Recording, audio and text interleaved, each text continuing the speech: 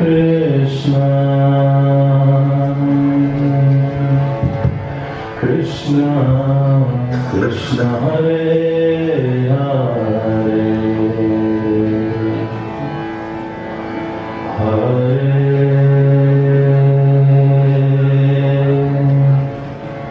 Rama, Hare Rama, Rama, Hare Hare.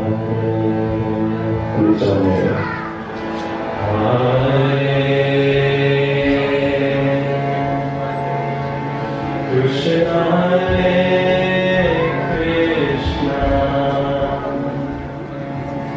Krishna, Krishna, Hare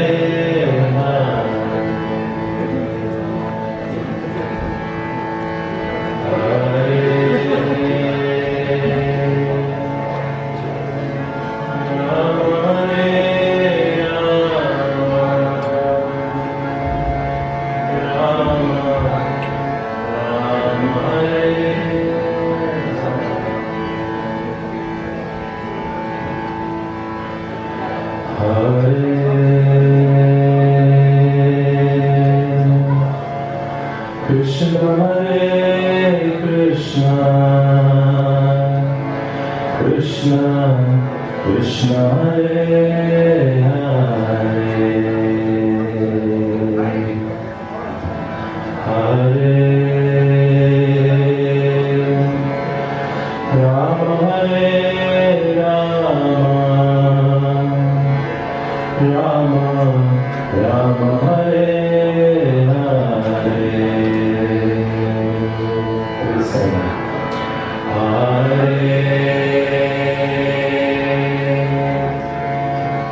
Krishna, Hare Krishna, Krishna, Krishna, Hare Hare, Hare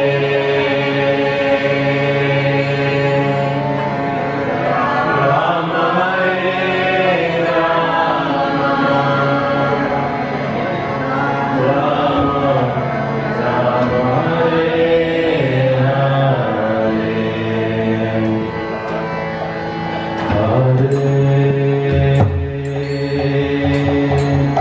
Krishna, Hare Krishna, Krishna, Krishna, Hare Hare,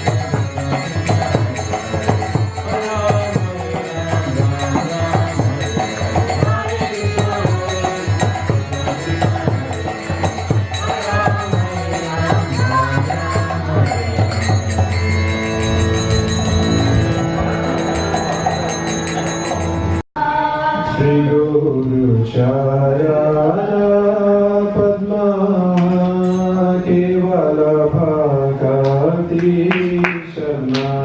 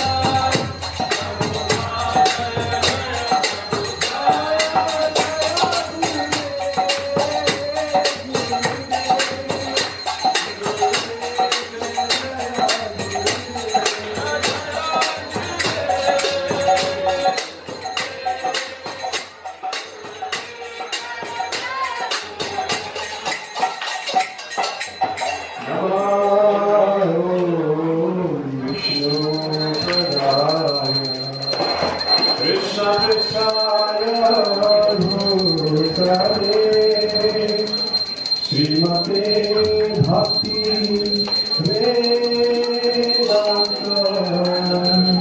Swami Namine Namah Vishnu Padaya Krishna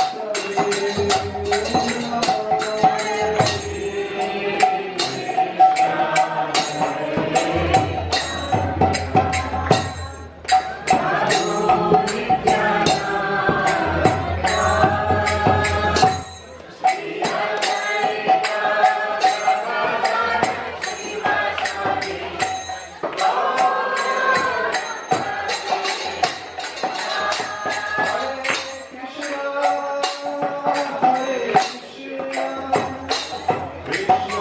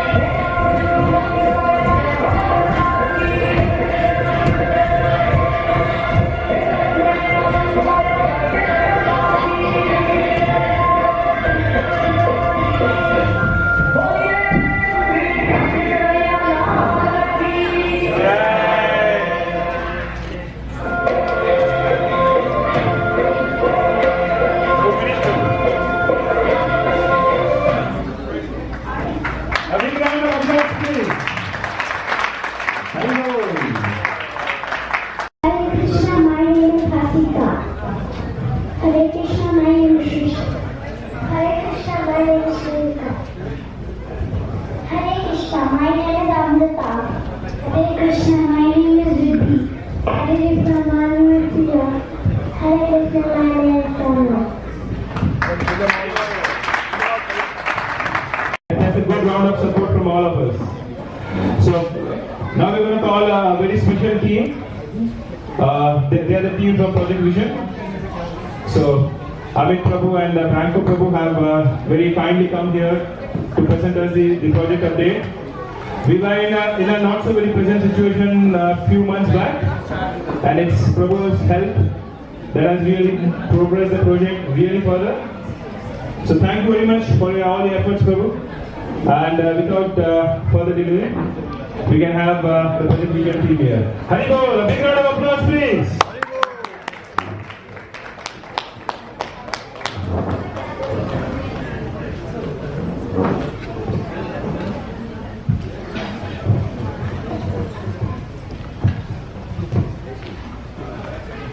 Go back. Use my notes. Good evening. Can everyone hear me? Yeah. At the back? Good evening. Thank you for the opportunity to be present here. It's absolute privilege. I am Amitabh Goswami. That's Franco Poljak. We are both founder directors of a company called Project Vision. We started in 1999. In December 2018, we were approached and asked to give our comments on the current status of the job. And on the 24th of January, we are appointed as project manager for this upcoming tempo. Our engagement had three very clear directions. One was to get a construction certificate, to preserve the DA, and optimize the design. That's what the thing is. So today we shall be talking on mainly 4 topics, and hopefully this works, I'm sure that it does. So these are the 4 topics we'll be talking about. So why Project Vision, project history before we got involved, future milestones and the costs. With this I'll invite Franco to take over.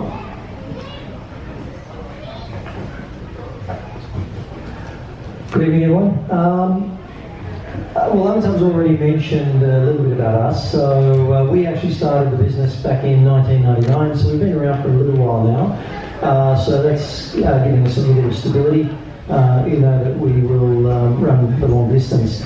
Now, in terms of Amitabh and myself, we're both quite different to each other. Amitabh comes from an architectural background, I come from an engineering background, and we've met in one of the large local multinationals here in Sydney, in the Middle East. So that's where we met, and from there we started planning the business and started up the business. So we complement each other quite well with our different sort of skills, and that sort of comes through in the work that we do and is a benefit to the clients.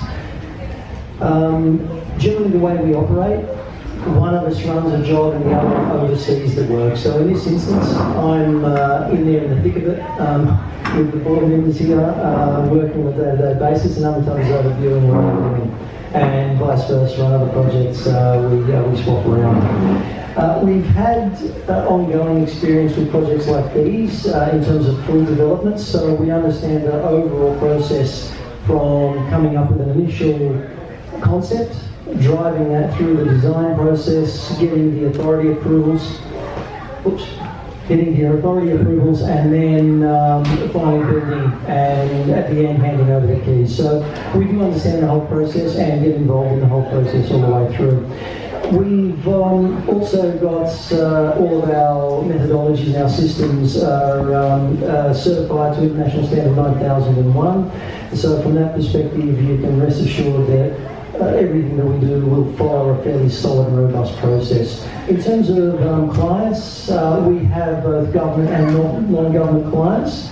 We work from a non-government perspective, we have tier 1 multinationals that we work for, all the way down to mums and dads that we're building houses for. Now, in terms of how we work, we're basically a one-stop shop, if you like.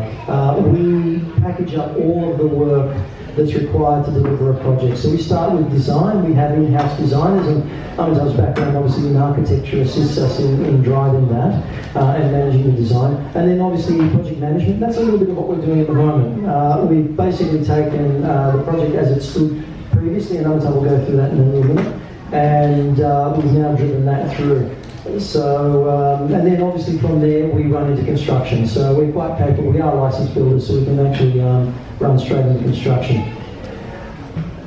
In terms of management processes, we have been running a fairly open, fairly transparent process so far. Everything that we've been doing has been completely open to the board. All of our communication has been visible to the entire team. So if there's anything that anybody wants to input along the way, there is a structure that we talk with each other and we make sure it all gets done. We also, down here, maximum value for money. What we're trying to do is spend as least cost to achieve the outcome at the moment.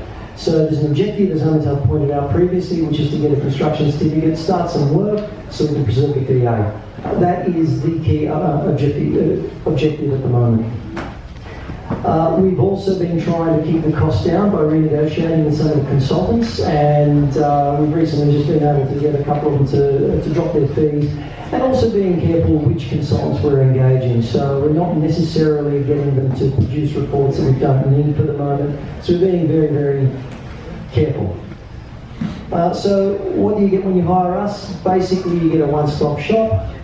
You get a package deal, so to speak. So at the moment, we've been hired as project managers, but what you're also getting is the benefit of our design knowledge as well as our construction knowledge. So it's a complete package. And at the end of the day, we're a small organisation. We're fairly efficient, fairly nimble, but we do offer a service very similar to some of the larger multinationals.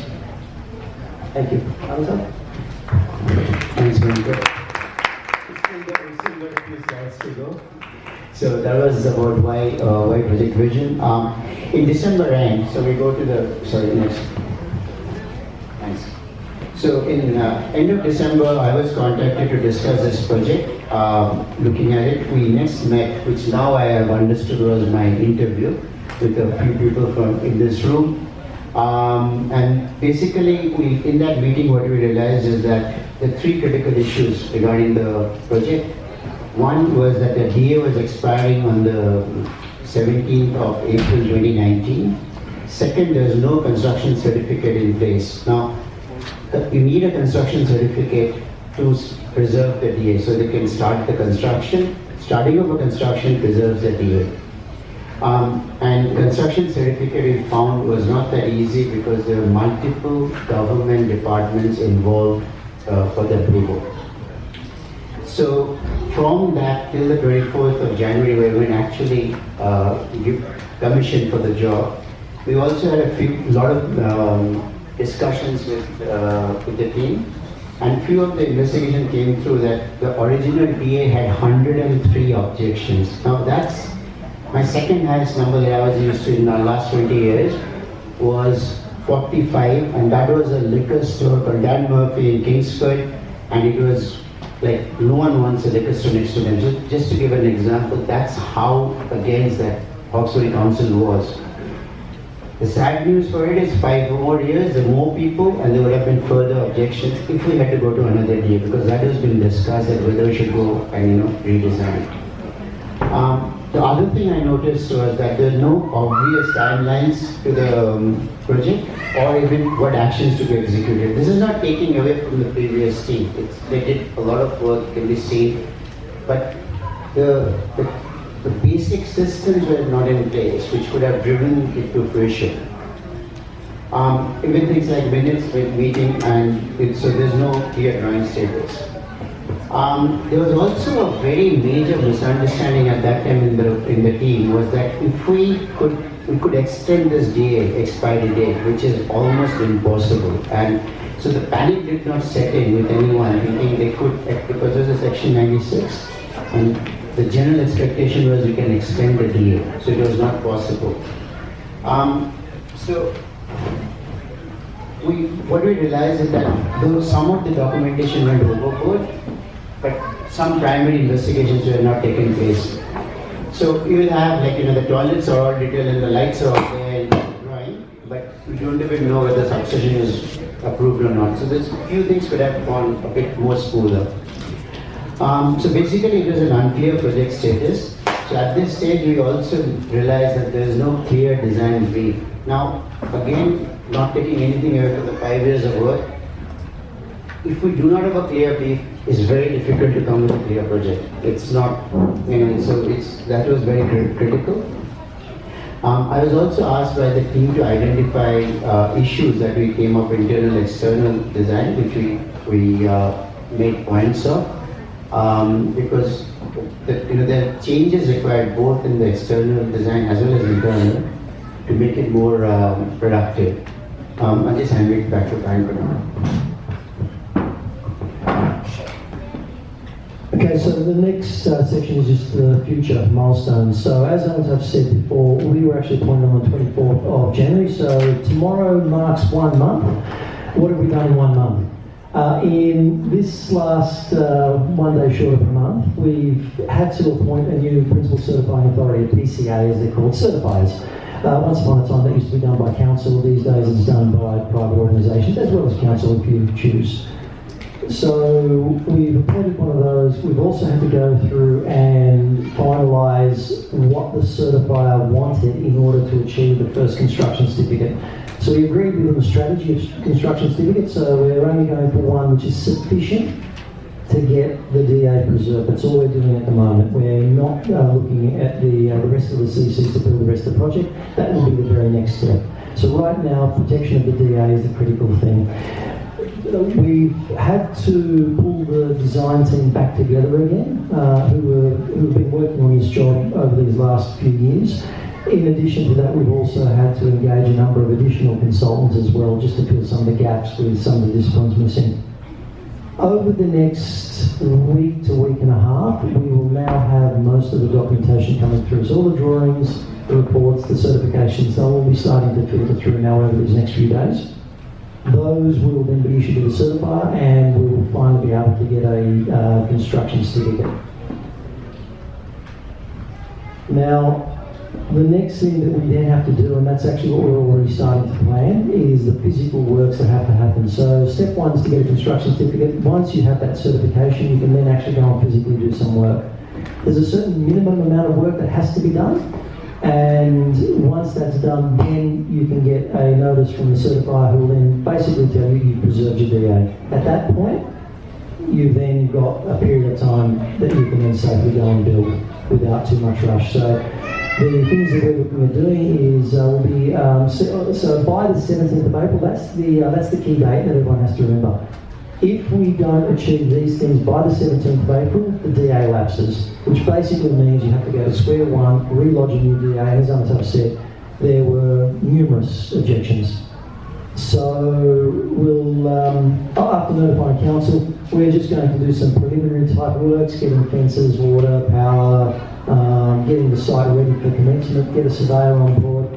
We also then have to do some physical structural work, so we will be putting in some foundations, some slabs and whatnot in order to protect the DA. And then the very next thing that we're thinking about right now and starting to plan is the ongoing work. So once we've started, we have to just keep construction rolling, otherwise the project will again just start to slow down. Our next task is to finalize the design. So critical was to preserve the DA, but at the same time we don't want to do works which have to be abortive work, whether in construction or in design. So we're meeting actually tomorrow on 24th of April in my office with the team. We'll be going through identifying what are the areas we can improve design which is immediate, what basically could make a full brief of design that we can work to, so what is the requirement and the wishes of the team. Once we got that, we try to fix this new design within the parameters of DA. That means try to avoid the section 96, try to not to go to the council. However, if it is required, we'll go for a section 96, which is some changes to the external part of the DA mainly.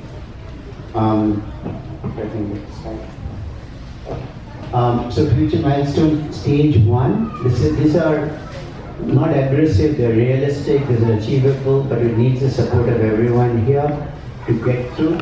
So basically stage 1 finishes in 2021, Janmashtami, if we can do that, which is 2.5 years to a bit, 2.5 years roughly there. To get the first building, there's 2 buildings in the design, which first building finished. So it's full lock-up roof and everything, and plus the ground floor completely fitted out.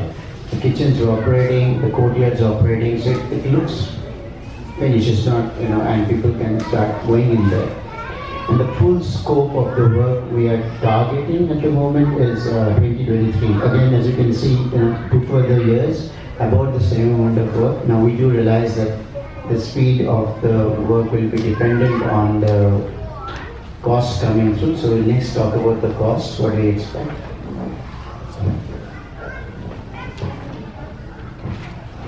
Alright, so we've just got a bit of a list of things that we're doing at the moment. So in terms of the initial construction certificate, there's various fees. So we've already put requisitions in for the checks, and that's where the big money comes in. All the council and other authority fees that need to be paid, all the contributions and whatnot that are part of the DA. And as well as that, obviously the team that's actually doing all the design work and putting everything together at the moment. Then we need to actually go and physically do some work, as we were saying before. So it's about 300 and 300 between each of those. And then when we're looking at then rolling on and carrying on with the main construction, I think between the first and the second stages, there were some initial cost plans done and estimates done by some QSs in the order of about 8.5 million round numbers to do the construction work. Yeah, so just coming back to the summary of the presentation, so why project vision? So we can control the delivery in every aspect of the project. So whether it's design, whether it's construction, whether it's management, we could stand alone in each aspect. Second is that we have in-house design and construction, and we are licensed builders, we have project managers.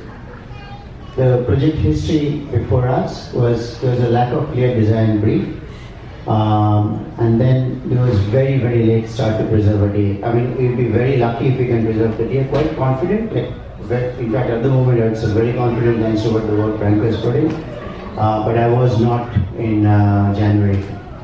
And we did not have, because that's what we don't have, there's no construction certificate. Future milestone, 3 major milestones. 17th of DA is our D-Day, in which we preserve the DA. That means it's for life. We know that we can do something there based on the same design. Completion of stage 1, we're hoping Janmashtami 2021, and completion of the whole project hopefully with the 2023 Janmashtami again. And these are the numbers I've plucked. I don't think even the team knew about it. It's just seemed like the right dates. Costs. Preserve DA is about going to cost us $600,000. Stage 1, 4 million, stage 2, 4.5. Now please understand that these are not, they are estimates, but as I can see at the moment, hopefully these are not to exceed estimates, but we have to again work quite hard to bring everything down to the correct pricing. That brings us to the conclusion of our presentation. Any questions? Anybody has any questions on this project update? Any questions? Please don't hesitate.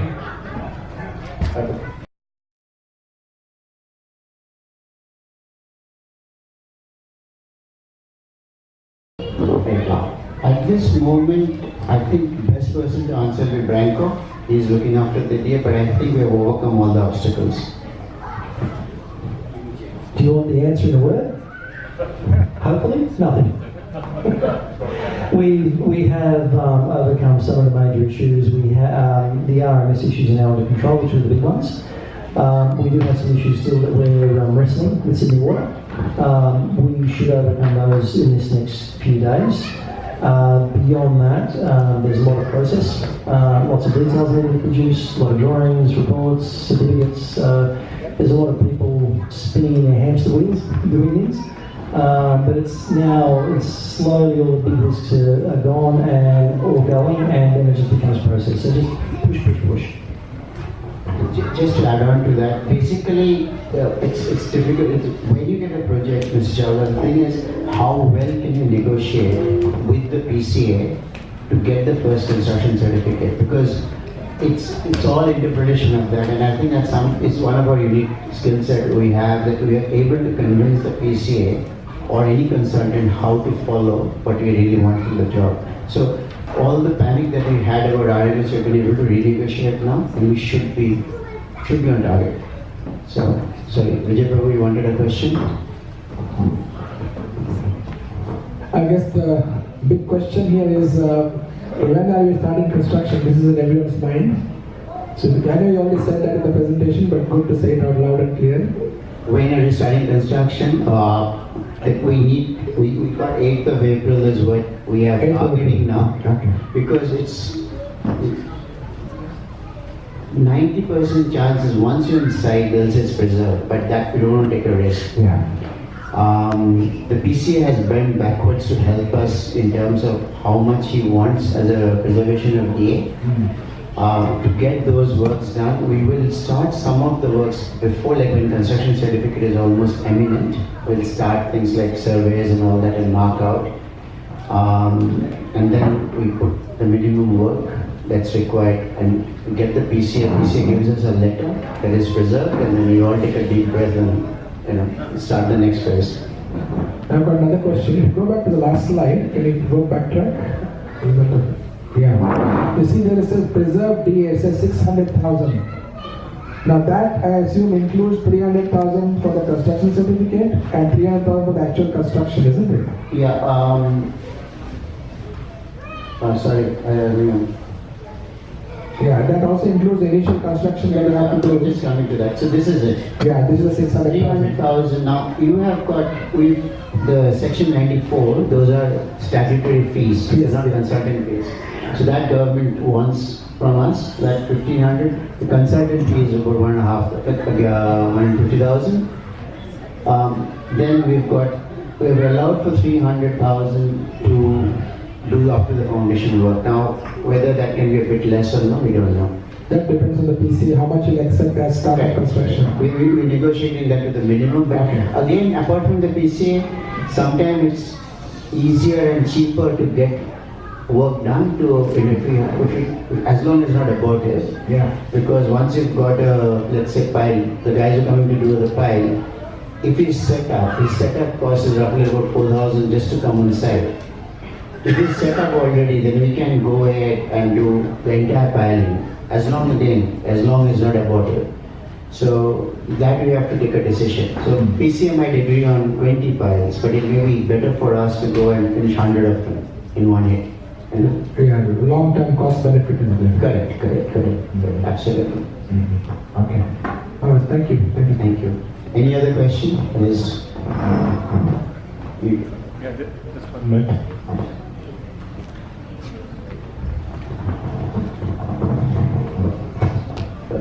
In terms of the foundation, my understanding is before the 24th of April, the foundation needs to be completed, and it's 17th of April. Yeah. So the question is, if that has to be completed, how deep the foundation is going to be in terms of measurement? The ground has been previously filled, so the site used to be quite concave with a drainage swale through the middle of it. Now I believe there's in between 2 to 4 metres of fill has been brought into the site over the years. So the site at the moment, as it looks, is not the way the site truly was. So we've got a combination of board piers and screw piles, if anyone understands what I'm talking about. Basically just drill long holes and fill them with steel and concrete. And the other ones, screw piles, are literally just very, very big screws that you screw down into the ground.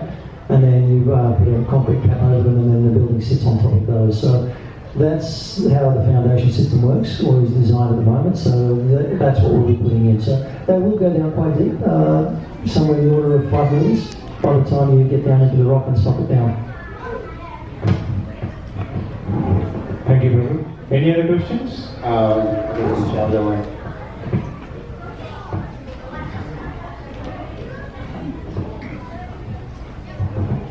Undoubtedly, we expect that the first stage would be completed by January 2021. So does that mean that we can move in and council would let us use the temple or start running the temple from that day? Yes, that is what is the aim now. That's good news. Sorry.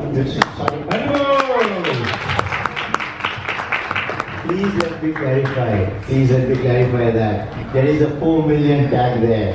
Yes, yes. Okay, so that's one. Second, it's a negotiation with the PCA to find out what is the minimum they will let us to give what is called an IOC, which is an intermediate occupation certificate. So again, this is an educated guess. It's not like I'm not going to say that this is just some figure of the thing. So we have thought it through.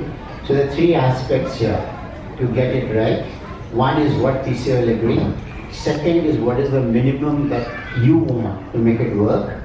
And third is, have we got the money for it? So when the three things come together, that's what it is. But again, that construction should not take us 2 years. The time has been given, that time is to be able to get a design finalized, that is maybe a bit of time with the council again. And you also get a chance to collect the money in case it's short. I mean, it is a community movement, it's not in itself. Yes, please. In stage 2, it is mentioned that shall not look like the current design. May I know what is projected to look like? When I wrote that statement, I was really scared someone's going to pick this. And you did. Okay. There is the design at the moment has got, it started as a motel and then center was brought forward. It has gone through many changes, of which we may be knowing maybe 50%, I'm not sure. However, it is a very residential feel to the overall design. Without risking the construction, the preserving of the DA, we would like to have a crack at it to make it look a bit more temple-oriented.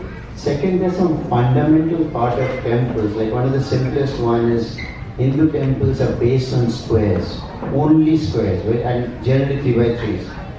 And then even if you see any temple anywhere, they are squares over squares over squares like that, right? And we try to, these are circles. Now I do not know whether there was a requirement or there's a, because circle is associated with Buddhism or with Islam as it on top, Buddhism as I'm just talking base at the moment, yeah. So we would like to have a crack at it in terms of changing the external if possible without losing too much time or cost. But I'm confident that we should be able to get it look more like a temple. But we still are going to have 3 main altars for the deities and I do not have the brief. I will have the brief tomorrow. Tomorrow I've got I think 2 o'clock to 5 o'clock. We're sitting down with the team and I'll be having the clear brief of functional brief. Okay. Aesthetic brief I think we can create together, but functional I'll be dependent on what's coming to me. Aesthetics I'll be taking and construction methodology. I think we'll have this question for Vijay Prabhu later. I'll make sure he answers this today. Thank you, Marcus.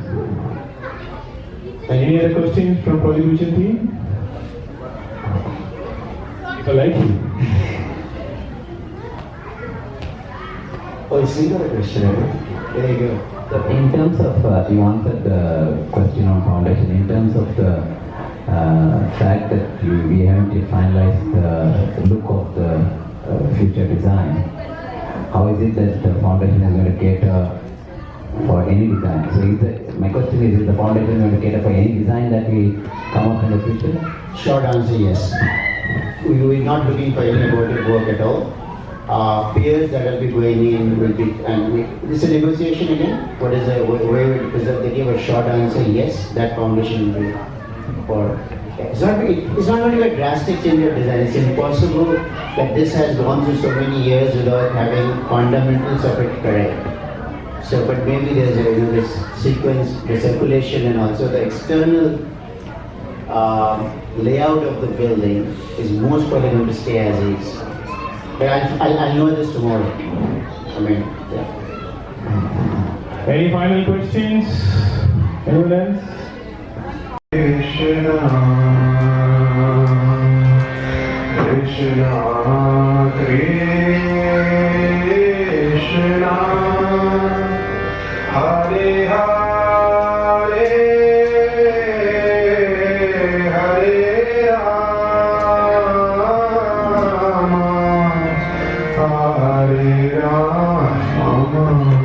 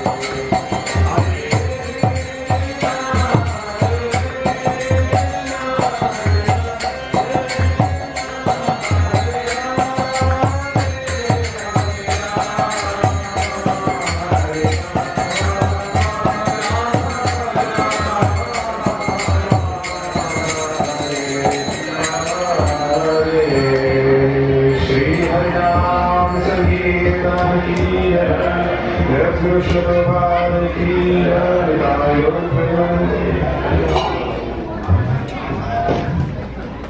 Hari Bol, a big thank you. We're going to wait for that mic to be fixed. Hare Krishna, good evening. So thank you so much for coming this evening to this gathering where we talk about and receive, give inspiration related to the new temple that we hope to build, that we will be building in the northwest of Sydney. This is a very, very important project. Prabhupada, our founder, spiritual master, who spread Krishna consciousness all over the world, he very much emphasized temple construction, temple development, and this is something that a mission that he received from his own spiritual master, Bhaktisiddhanta Saraswati Thakur. Bhaktisiddhanta Saraswati Thakur established 60 mutts or temple monasteries all across India and Burma, and he instructed his dear disciple Srila Prabhupada to take the mission further afield to the west. Bhaktisiddhanta Saraswati himself was further fulfilling the mission of the Goswamis of Vrindavan, Rupa, Sanatan, Raghunath, Bhatta, Raghunath Das, Jiva, Gopal Bhatta. They were commanded by Sri Chaitanya Mahaprabhu to establish temples, particularly in Vrindavan. Who's been to Vrindavan? Raise your arms. Okay, so most of us have been to Vrindavan, not all. Vrindavan is a sacred place. It is about 4 hours drive these days, south from Delhi. Previously we would say 8 hours, but new roads have been installed. 4 hours, 4.5 hours from Delhi, you can come to a place called Vrindavan, and it is sometimes described as a place of 5,000 temples. You can wander through Vrindavan, and particularly in the evening, from almost each door you will hear kirtan, you will hear bells ringing. If you peek through the door, you'll see arti lamps. And you peek a little further and you'll see some murti, some archa vigraha, deity called Krishna and Radha. And so as a child, that was actually one of my joys, to wander through Vrindavan aimlessly, not knowing where I would go, where I would end up, but just seeing which temples I would discover, which deities I would find, which forms of Krishna I could go and sing for or pray to, have darshan. Darshan means to see the Lord, to see Krishna, to be seen by Krishna as well. You show up before Krishna, he sees you. There's a famous story with Bhaktisiddhanta Saraswati that he was taking darshan of the deity, and he was standing a little bit back from the altar, and the pujari, who was his disciple, said, "Guru Maharaj, please come forward, you will see the deity better from here." And Bhaktisiddhanta Saraswati replied, "It's okay, Krishna can see me from here." So it's a different perspective, isn't it? There's a sense that we will go to the temple to see Krishna, but then there's also the idea of Krishna seeing you. You come and show yourself, "Krishna, I am here before you. I am present in your house, in your home, in your mandir." And in fact, when I was a child, we were told for the Mangala Arti, that's the Arti that happens at 4:30, we were told that if you're there when the conch shell blows, then Radharani, who stands next to Krishna, she will report, "Sri Prahlad is here, dear Prasant is here, Vijay Gopika is here." She will give the report to Krishna that these devotees have arrived when before the conch shell blew and the curtain opened, and then you'll get special blessings. That was a story that gave me much motivation to always be on time for the Mangala Arti. I haven't read it in the Shastra, I looked for it afterwards. As a child, it was very motivating.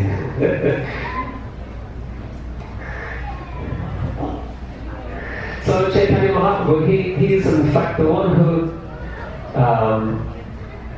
inspired the establishing of these great temples in Vrindavan. He sent his chief disciples, Rupa, Sanatan, Raghunath, Bhatta, Raghunath Das Jiva.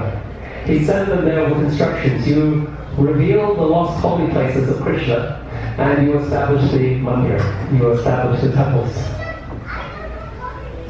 And so some of these temples in Vrindavan, they were in fact established by Krishna's grandson. What is his name? Who can say? Krishna's grandson. Aniruddha. Okay, that's also true. Yes. So let us go to now great-grandson. Vajranava, somebody said it. Vajranava.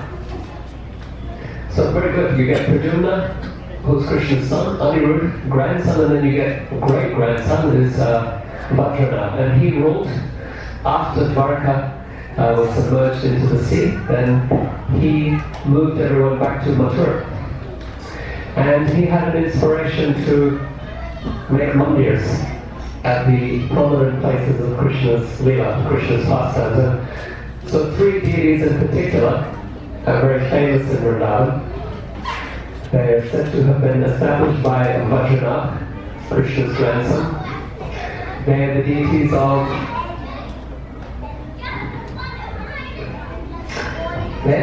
of Madan Mohan, Govinda, and Gopinath. Yeah, I can look pretty, so even though I can't hear all of you from, it's quite a distance between us, isn't it? In terms of physical space, not in terms of friendship and warmth. So yeah, these three deities, Madan Mohan, Govinda, Gopinath, they were established by Maharaja Bhadranath, and they were rediscovered by the disciples of Sri Chaitanya Mahaprabhu. And they established beautiful temples for these deities. Temples that you can still visit to this day. Unfortunately, these temples were later they were destroyed and defaced by a tyrant from Agra, the very envious Aurangzeb. There's a story that one evening he was in Agra and he was looking from the Agra fort and he saw a star and he asked his ministers, what is that star? I haven't seen it before. I didn't know about this star. And they said, that is the lamp burning from the temple of Radha Govinda in Vrindavan. Have you heard this story before? And so, some of you know. They said that is the lamp burning on the tower of the temple of Radha Govinda in Vrindavan. And so the next day he took his troops and he tore that tower down. So you can still see the remains of these temples. The deities, thankfully, were protected. They were taken to Jaipur. Thank you. So you can still see these deities established by Krishna's grandson. But these days they lived in the city of victory, that is Jaipur in Rajasthan, because they were taken there for safekeeping. And the temples that were built by Chaitanya's disciples, they were unfortunately, many of them destroyed by Aurangzeb. But new temples were built next to them, and Pratibhu Murtis were established. Pratibhu means, Pratibhu. They are expansions of the original deity. So these deities are still very popular, both in Jaipur and in Vrindavan. And for those of you who have not had this great delight, I would highly recommend for you that on your next journey, visit to Bharat, next visit to India, that you, of course, go to Vrindavan, because we always go to Vrindavan. That is our home, that is our actual home. We are away from home here. So definitely we'll go to Vrindavan, but I would also strongly encourage you to go to Jaipur as well, to see these deities established by Maharaj Mcgraths, Krishna's grandson. Particularly, I would encourage you to go for the Mangalarti of Radha Govinda. It's in the city palace. There's a beautiful seva that they perform for the deity each day. And it's in the city palace because the Maharaj, the king who brought Jai Singh, who brought the deities there to Jaipur for protection, he wanted to have Govindaji's darshan. And so from his palace he would sit and have, he would meditate, chant holy names, and he would be able to see the deity and be seen by the deity as well. And so if you go at 5 a.m. for Mangalarti, they have their Mangalarti a little later, I think, not 4:30, but around 5, you will see thousands of devotees, hundreds, even thousands, visiting temples in Jaipur as well. And if we had more time, I would tell you of my visits to, of my memories, visiting Srinathji as well in Nathdwara. Who's been to see Srinathji? Okay, a few hands there. Isn't that an incredible darshan as well? The whole city is dedicated to this deity of Gopal, Srinathji. And here's a little tip for you. I don't know why I'm a travel guide this evening, but here's a little tip. I experienced it twice. So twice I was in Nathdwara on Ekadasi. What do you do when you're traveling on Ekadasi? It's a bit difficult. Not in Nathdwara, because in the marketplace all the food, somehow they serve Ekadasi food. That means we have this fast every 14 days where we don't eat grains, and no problem with Nathdwara. Anywhere else it's an issue, but there's all the street sellers, they just sell Ekadasi food. You experienced that, Vijay? Yeah, fantastic. So, if Ekadasi is going to come up during your travels, make sure you're in Nathdwara. Okay, so I told you of my and then we could go south as well.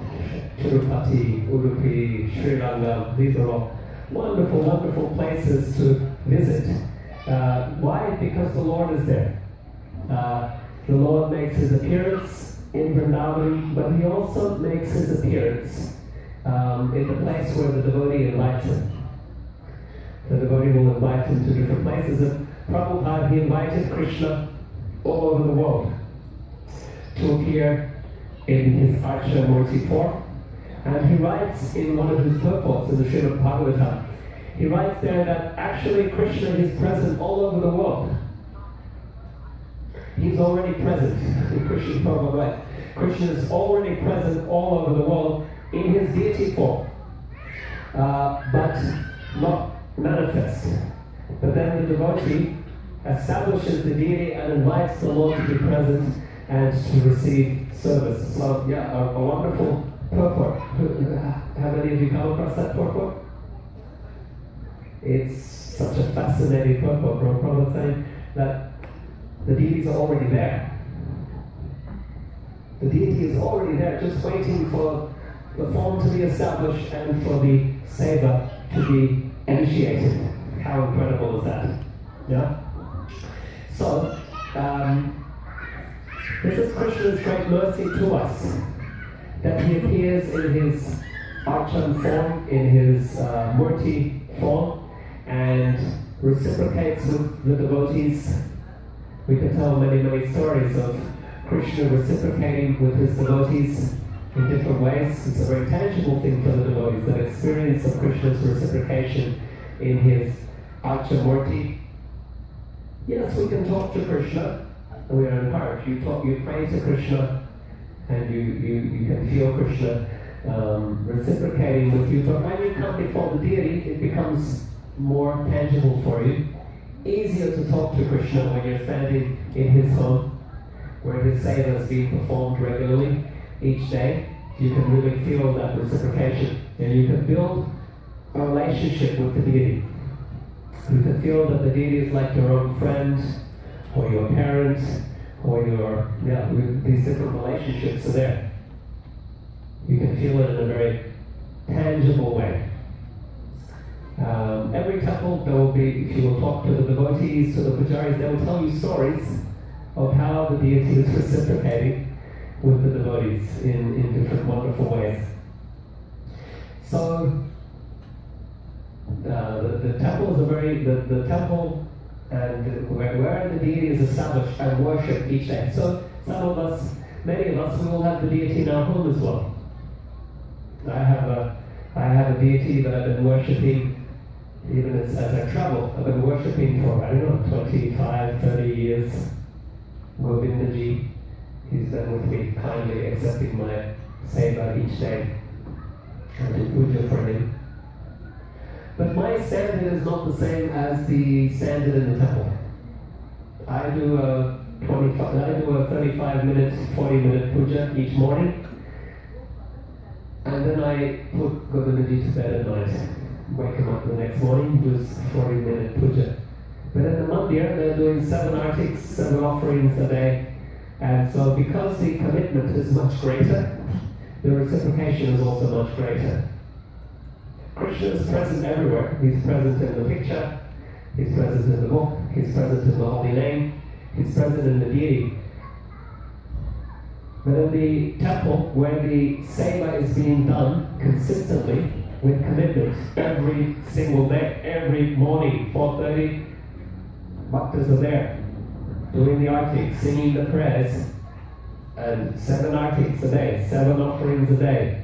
It's a very serious commitment, and Krishna's reciprocation is also very tangible, very, very powerful in that context. And so it was a big part of Prabhupada's mission to establish these temples. He established the holy name, he established Sankirtan book distribution, and he established temple worship as well. He also established centers in Vrindavan. These were all very, very important aspects of his mission. Actually, maybe 8 years ago, I was speaking with a sociologist in Chennai. 8, 9 years ago. And he said to me, I've been watching your movement, and I saw it in the 70s, and I see it now, and I just wonder if you went the right path with establishing big temples, because in the early times you were just chanting on the street and you were doing your books and giving talks, and there was a lot of momentum, and then you went towards this temple building strategy, and I'm not sure if it was the right choice. That was his observation, a sociologist. And at that time I was wondering, does he have a point, does he not have a point? But since then, across India, ISKCON opened so many temples, and I can really see how effective and how powerful that is. Oh, I can really see how powerful that is. And so, even if at the time, maybe it was 12 or 14 years ago, when that sociologist was speaking, I thought, oh, okay, interesting point that he's making. But since then I realized, no, he was wrong. Prabhupada actually established a really powerful formula for spreading this bhakti, this devotion, all over the world. It works. It's very, very powerful. It establishes Krishna consciousness in a very deep way, and communities grow around it, families grow around it, and it becomes part of the fabric of the society where those temples are established. And we see that over and again.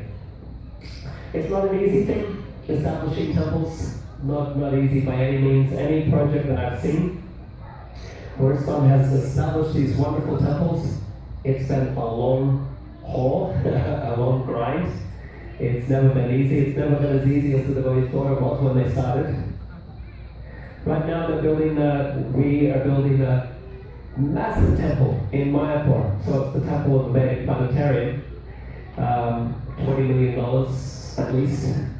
That's actually probably the That was the naive figure that they gave at the beginning. It's more like $45,000 to $70,000 that the investing Ambarish, Alfred Ford, and others have been committing and donating towards this project. That was a project that the devotees have been trying to get off the ground since 1970. I don't know when Prabhupada first spoke about it. 1976 or something. Even earlier, no, 1973. So even until now, it's not built, but it's in process, it's in progress. And when it is completed, it'll be incredible. The effect that it will have, not just on those local communities, but it will bring people from all over India, even from all over the world. That was Prabhupada's vision. And I've seen other projects like this. We built a temple in Auckland, New Zealand, outside of Auckland. It's 20 minutes drive from Auckland. At the time it was maybe an hour and 20 minutes drive, but since then the roads have improved, and so it's much closer than that. And that was a temple. The devotees thought they would build it in a few years, and 15 years later they got to open it. So yeah, it's not an easy thing, but ISKCON's history is that it's a lot of sacrifice and a lot of commitment, but it gets done. All around the world, ISKCON has established wonderful, incredible, inspirational temples that have brought great support and great solace, refuge to the communities where they're established. And so this project, it is an ambitious project for Sydney, for Australia, for Sydney, establishing this temple in the northwest. It's an ambitious project, but it's an incredibly important project. It continues a long tradition from Krishna's grandson Vajranath to Chaitanya Mahaprabhu to the Goswamis to Prabhupada himself. It's part of a long tradition, and it is something that will benefit the Sydney people, the people of Sydney, our community, the extended wider community in ways that we cannot imagine. It will be bringing a sacred place, it will be bringing Vrindavan to Sydney. Krishna will be invited and Vrindavan will be established here, and for generations to come, people will be able to visit and experience the power of this temple, of this project. So we conclude there. Thank you so very much. Thank you for those of you who responded to my questions, for your engagement and for this opportunity.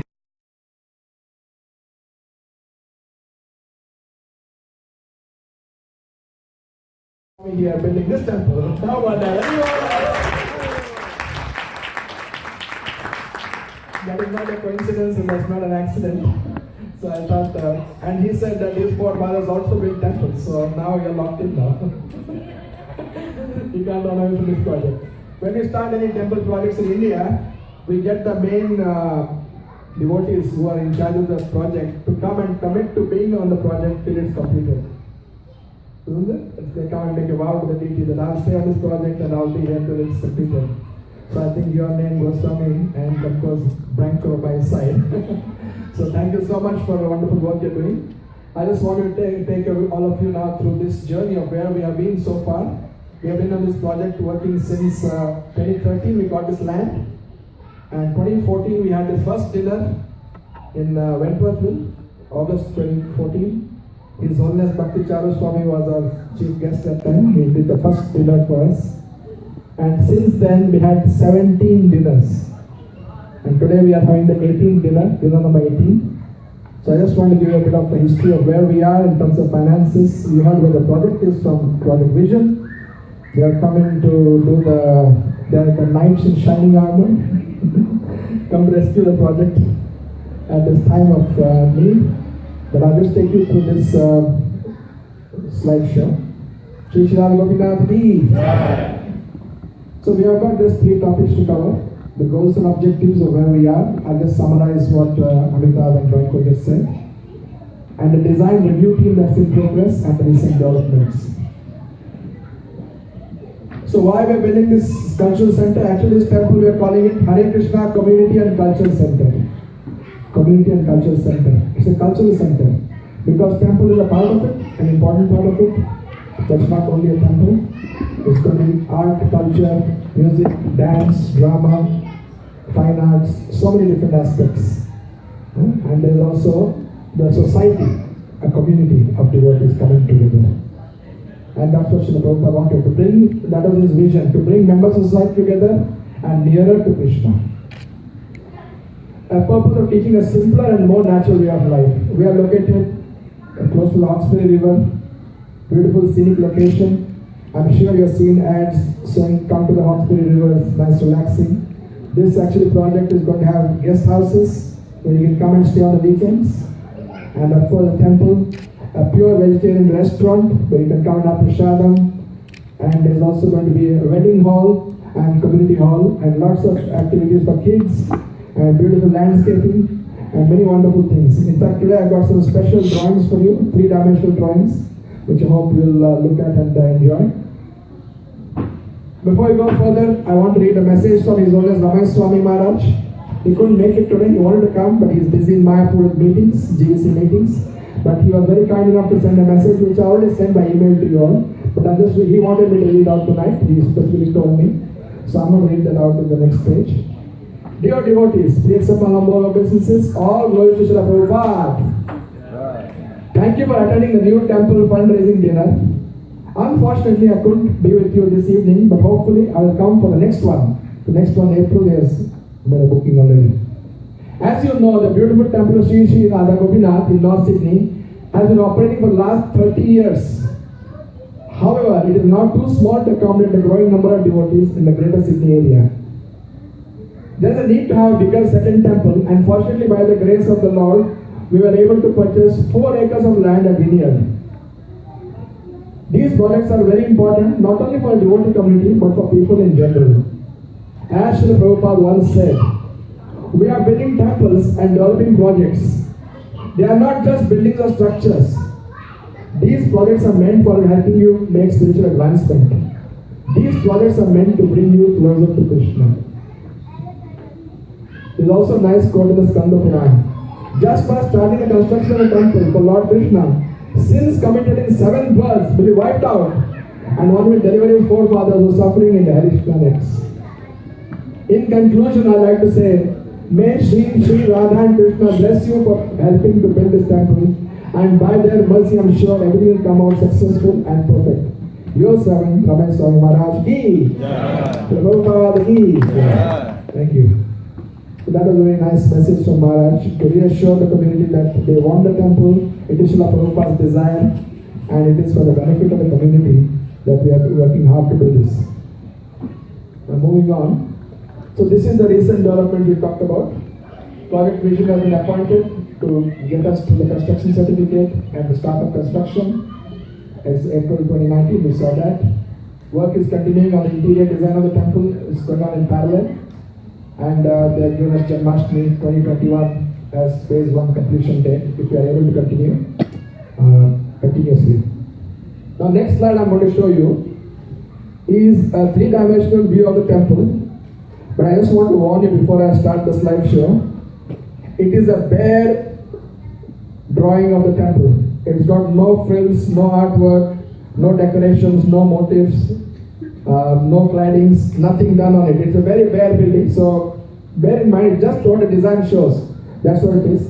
In fact, I got a 3D visualization. Let me see if I can get that started. I got on my computer. That will take you like a tour.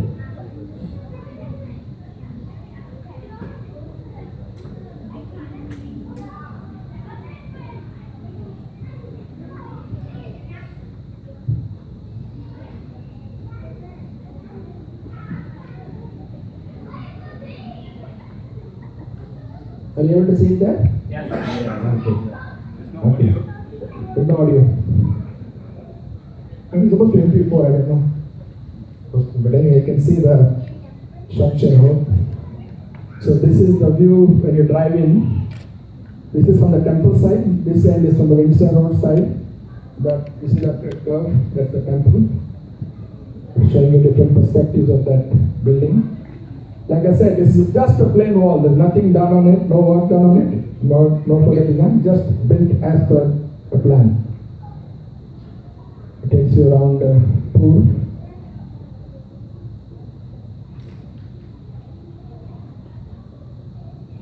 So we're going to animate it, put music on that, and all that. We're going to put on this. This is starting point.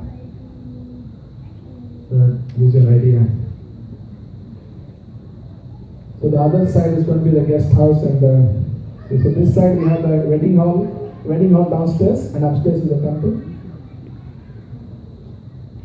And once you cross over to the center, you'll see that's where the entrance is. You park your car in one of these parking bays, and then you walk across to the porch. You see the porch on the left, that's the entry porch. And you enter through this porchway, this walkway. And the round towers are the staircases. We've got 4 staircases so that there is sufficient safety for people to come and go. The wide stairs, they allow traffic up and down both ways. This has been also checked for Vastu. We had Vastu also checked, done by a devotee called Shastra Prabhu in Keynes, who is a Vastu expert.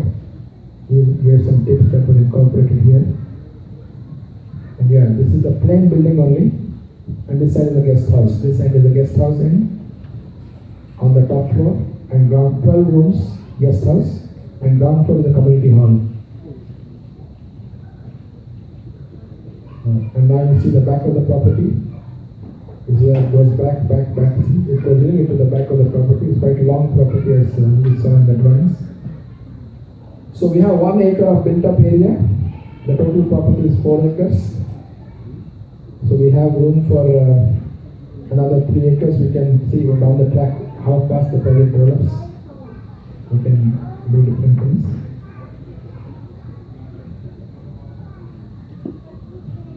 The top view.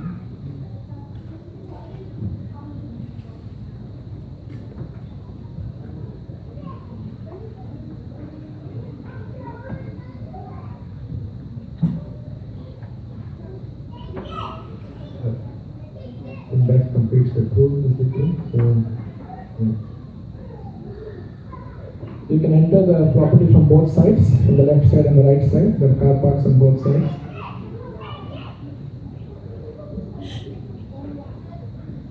So this is just the artist's impression of based on the drawings, the design we have so far. There's going to be a lot of improvements on this and a lot of embellishments.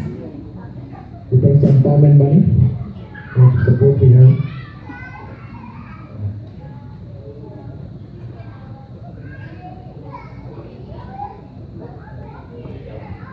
You can go back to the PowerPoint. Yeah, that's good. I've got the remote with me. I'll manage there. Oh yeah, that's it. Thank you. So that's what we got also pictures of the same thing, different views of the temple and the whole complex. So we have a design review team here. Pranav Prabhu is now initiated as Prameshwar. He is not there. He couldn't make it as Gurmad has come. Radha Krishnamurti and Sardar Raju are in India. They are coming back tomorrow. Sandeep Saxena is here. Sandeep, are you here? Sandeep, put up your hand. Yeah. You get the lights back on. So Sandeep Prabhu is there. Rohit Prabhu is also here. Rohit Prabhu is also there. And we have Sachinandan Prabhu. He is our Sparky electrical man. We got our sound system going. And Jagdish Prabhu is also here. Jagdish is here. Thank you. So please welcome this design team.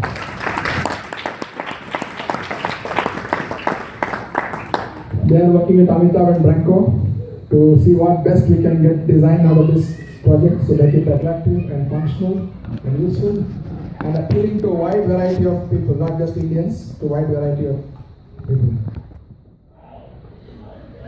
So the finances. Any project to be successful, we need 2 things, manpower and money. So the financial side, as we saw, the estimate for phase 1 is $4 million based on the quantity surveyor's calculation, not the builder's calculation. That's going to come later. the accurate figure. So we already have 2.7 million pledges. We have only 1.3 million remaining in pledges to reach 4 million to finish phase 1. Phase 1 being the temple hall, the wedding hall, restaurant and kitchen. That's phase 1. And the entry porch. Yeah, of this 2.7 million, I'm thankful to all of you. Thank you very, very much. We have realized 1.9 million already.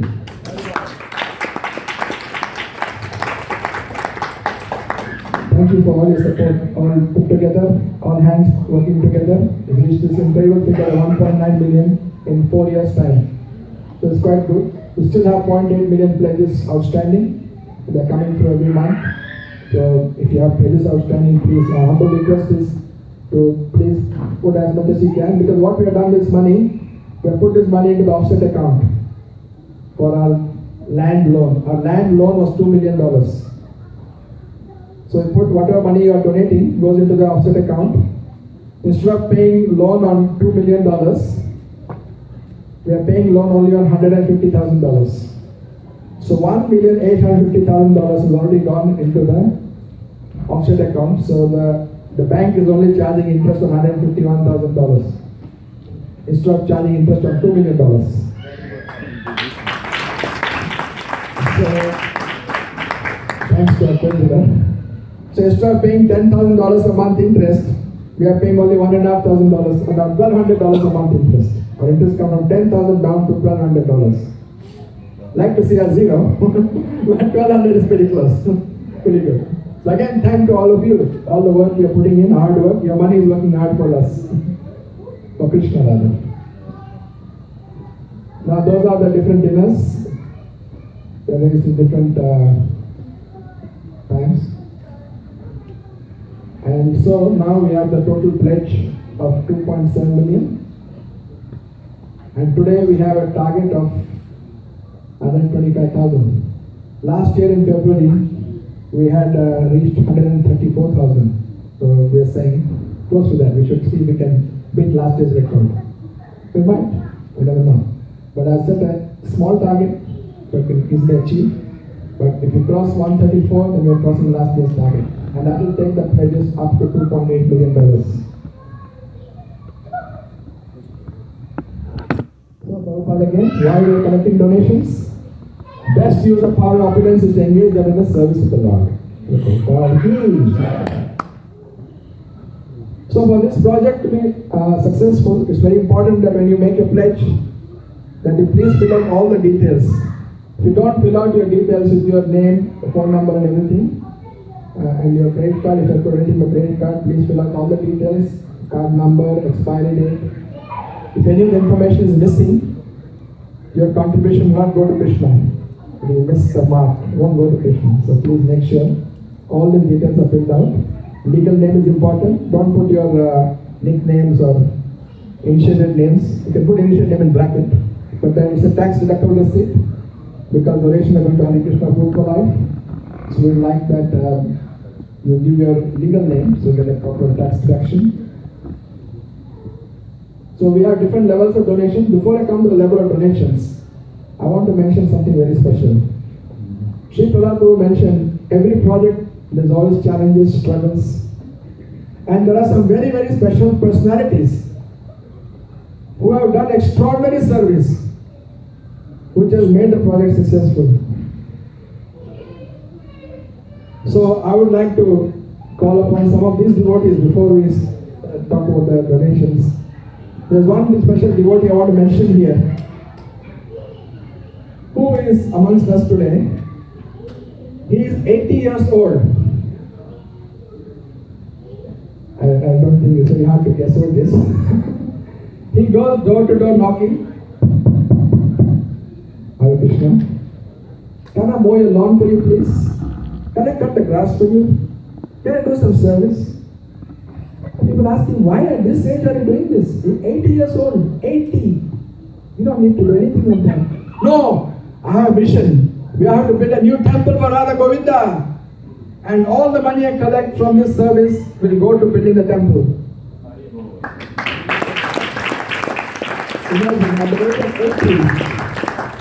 So I'd like to acknowledge this devotee.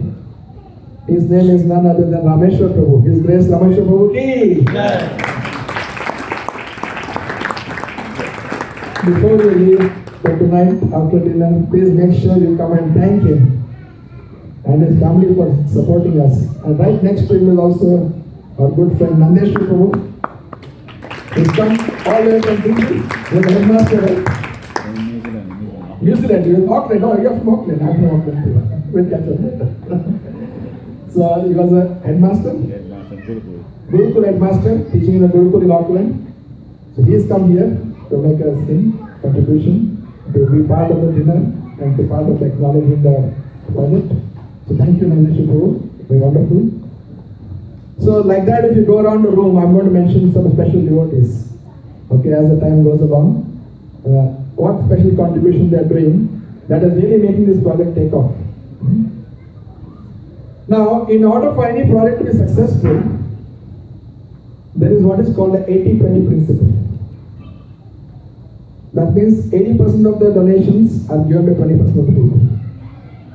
So we do look for benevolent, generous benefactors who can contribute big amounts and thereby make it easy for us to reach the goal sooner. This doesn't mean a smaller contribution are not accepted. No, all are welcome. Every small or big contribution, Krishna appreciates. But at the same time, we have goals of 4 million, 8 million, $9 million. So not reach that, we do need the big numbers as well. That is why we have different categories. So as we have been promising, every donor, their contribution will be marked in a plaque as diamond, platinum, gold, silver, bronze, to commemorate their service and to acknowledge their contribution, so that history will come and see who are the great souls who made this temple come to life. And not only that, we are very fortunate today we have Sri Prahlad Prabhu as our guest, chief guest. He is going to be here to give you a special gift which Srimani Prabhu has kept ready for us. So anyone who makes a pledge today, you will be very fortunate to be blessed by a special gift from Radha Govinda coming through the hands of Sri Prahlad Prabhu with all the blessings, and you will get to take home a very special range of gifts. These are beautiful paintings. They are actual paintings, hand painted. They are not prints or something. They are not photos. They are actual hand painted from India. Very beautiful paintings, original paintings. They are not duplicates. This is the original painting, and they are beautifully framed by Srimani Prabhu. Thank you so much. So normally what we do is we ask who can help us with this donation. We already have devotees in the past who contributed, who have pledged for this. We have so many wonderful devotees of Bir Krishna Maharaj, Jasper Maharaj, who pledged 30K. We have Mahesh Chand, who pledged 100K. Jasmine Menon, 20K. Anything about 20K is a diamond. And of course myself and my wife Ganesh Prabhu and Mahendra Sharma. So please give a big hand to these devotees. These are the pledges that have been contributed to some extent, and that is helping us. We are building on the pledge, fulfilling the pledge, and that has taken us to where we are today of 1.9 million. So I would like to ask here, is anybody, so this big task will help in large construction costs, help reduce running costs as interest on loans. So I'm sure Amitabh and Branko will agree, when we get donations like this, it makes a big impact on the project, and we'll be able to raise this amount of money. So is there anyone here who would like to contribute 20K plus, 20,000? Is there anyone who would like to come forward and be the first donor of the day?